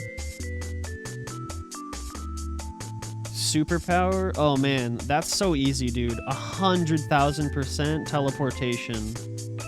100,000% it would be teleportation for me. Close second place would be flying, because flying is also very convenient, and the feeling of it would be amazing. Like, I just feel like the feeling of being able to fling yourself through the air would be so cool, but like, teleportation is easily the most overpowered and like convenient superpower.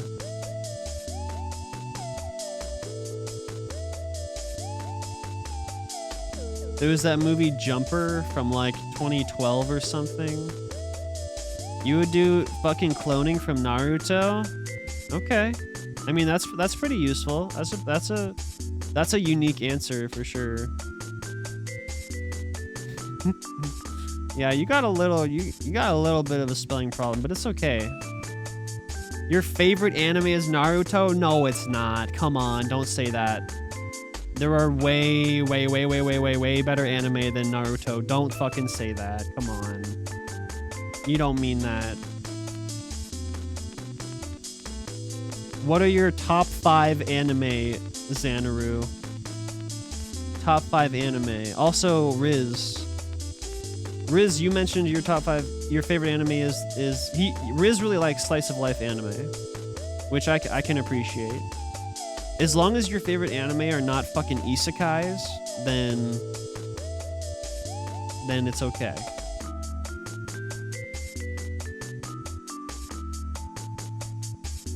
Black Clover. Let's see. Is that the one about like the like they're like thieves?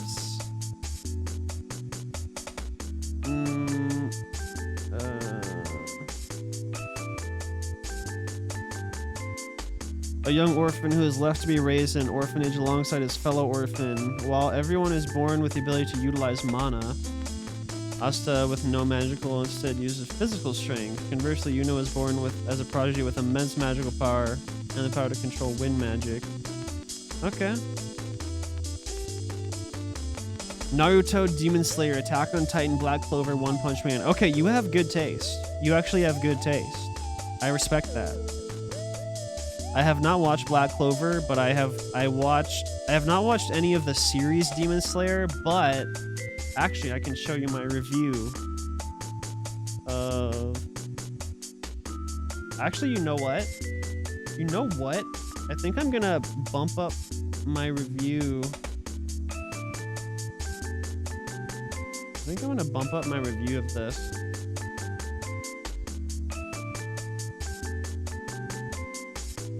I watched, yeah, so last year I watched the Mugen Train movie. Dude, it was so good.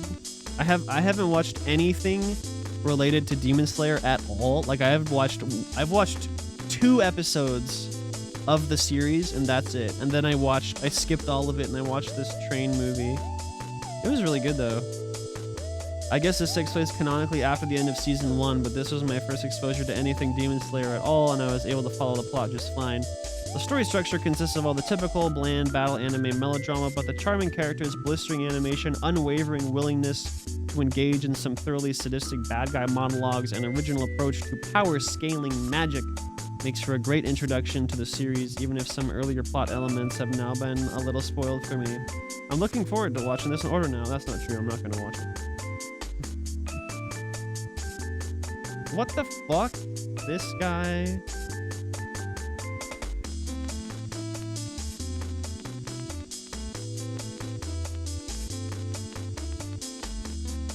This guy's reviews are bonkers. They're so unpredictable. He hates everything that has to do with like Western culture. Like everything. Hajime no Ippo? Yes, I love Hajime no Ippo. That's the boxing one, right?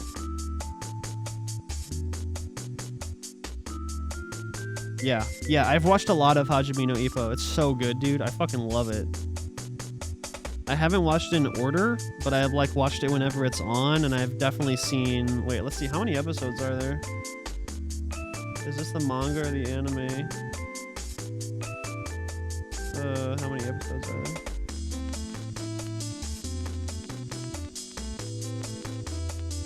Oh, damn. There's a lot of episodes. Okay.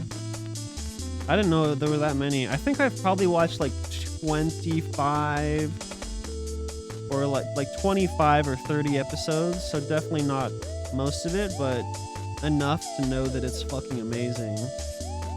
Dude, the fact that it's so technical and it's so like descriptive about the sport of boxing, and it's so fucking detailed, and just like you can tell that the person who wrote it, like you can tell that the person who wrote it knows a lot about boxing, but more importantly, they really care about boxing, you know?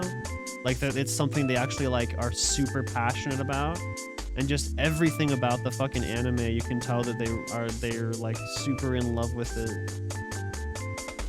Some good stuff, man.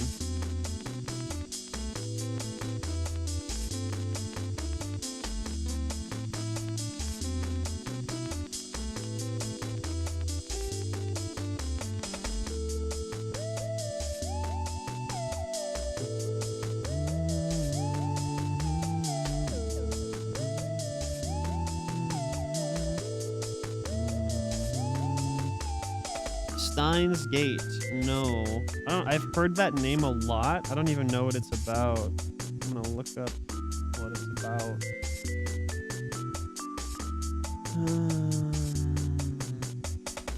Self-proclaimed mad scientist who runs the Future Gadget Laboratory in an apartment with his friends. While attending a conference about time travel, Okabe finds the dead body of Kurisu Makise. Neuroscience researcher. He sends a text about it to Daru later. He's alive and the message read before he sent it. Laboratory members learn that the cell phone operated microwave oven they are developing can send text messages back in time. Oh, that's funny. That's really funny. And investigate it, sending text messages to the past to change the present. That's cool. That's actually a really good idea. Wow. That's a cool idea for a show.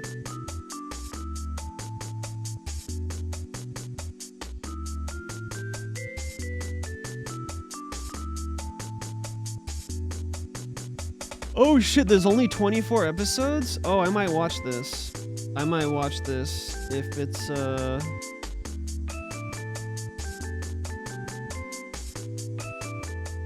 if it's that short. That makes it more accessible.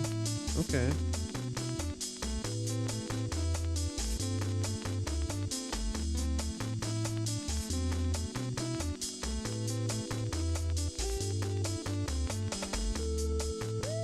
Comey can't communicate.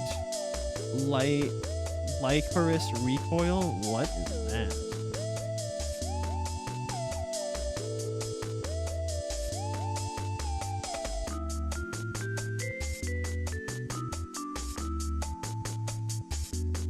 All government-sponsored all-female task force of assassins. Oh, I see. I already know where this is going. To eliminate criminals and terrorists in Tokyo while disguised as high school students. Okay. That's pretty cute, I guess. Dr. Stone, damn, you're bringing out the these weird modern deep cuts. It's not an isekai. Okay. You're just preemptively saying that. But Sword Art Online is an isekai, and that's not okay. I don't think you should watch that. I think Sword Art Online is bad for your health. Sword Art Online? Yes, dude. Yes, it is. I don't think you know what isekai means. Sword Art Online is like the first modern isekai. It's definitely not the first isekai of all time, but it's like the isekai that made the genre popular in modern times. And it's dumb. But it's okay. You're young. You're young. I will allow it. And honestly, if I was your age, again, if I was 15, I would probably love Sword Art Online, so it's okay. The original fucking... You know what? You want to know what the original... You want to know what the fucking original isekai that I got into was Dot Hack Sign. Have you guys ever heard of Dot Hack Sign? Like, dude, this series is fucking great. It's really sad and really slow, and it's like a meditation on loneliness and isolation and like not having friends, and like it's just a really fucking dark ass sad show. And when I was a teenager, this shit was so fucking legit.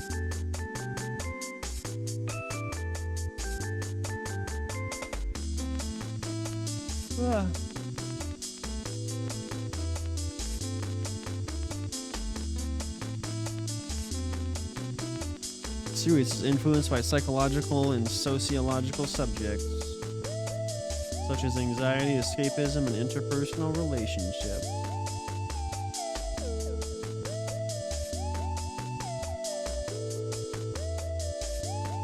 How many episodes are there? Oh, 26. Yeah. I've probably watched this whole series then. I gotta remember how it ends though.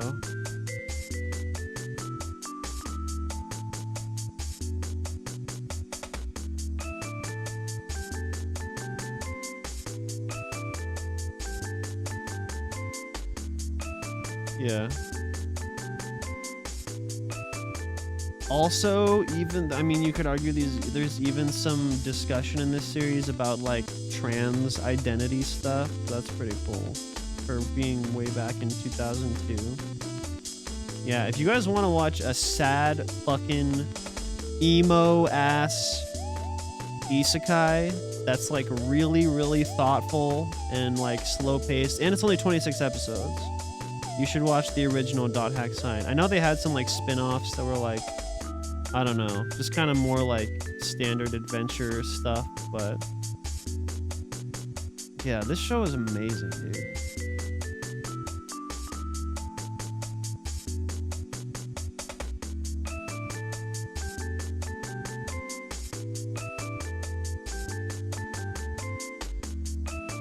I wanted to be in an isekai when I was a teenager.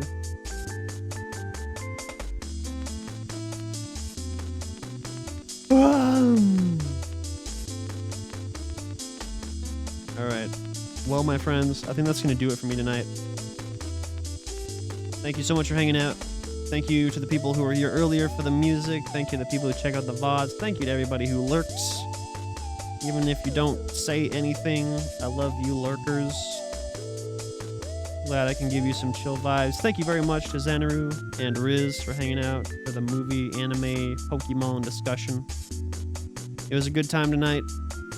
Hope you guys have a good one, and I will catch you in the next stream.